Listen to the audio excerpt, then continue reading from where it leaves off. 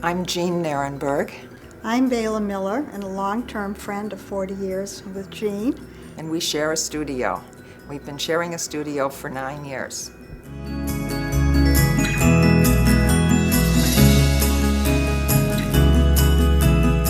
These are the tools that I have been using up until the time that we discovered the new Princeton tools.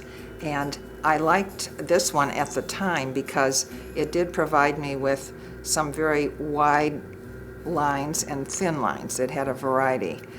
But it's very stiff. It's not flexible, and it's also very wide, so I was not able to get into small areas with it. And somewhat the same could have been said for this one, which is made out of metal.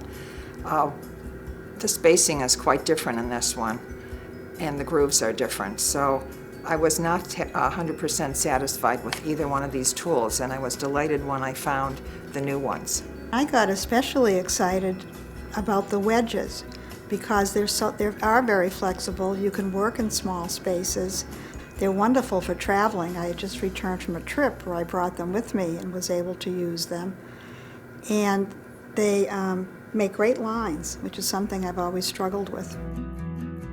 I guess if I was shopping in a store and saw these tools, I would start to think about what can I do with them and what new possibilities do they create for me.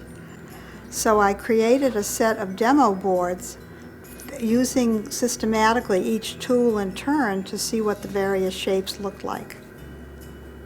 I think that basically they've added to the variety of marks I'm able to make and given me some new ideas on the kinds of marks I might want to think about making in the future.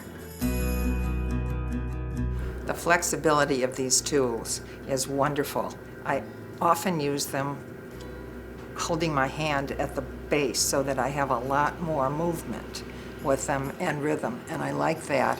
Did not have that with the previous ones. I also like the fact that these tools come in a variety of sizes and they're color-coded so that I can work into very small areas when I want to, and I wasn't able to do that before. And I also like them because when they're so flexible, I don't have to just use them one way. I can turn them on their sides.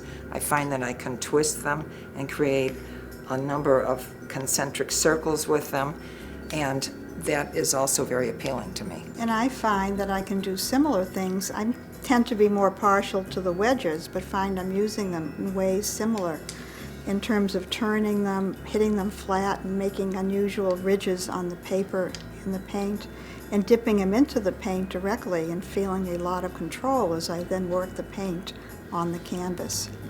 Sometimes we'll pour it on the canvas itself and then use the wedges or tools to create shapes and to move things around.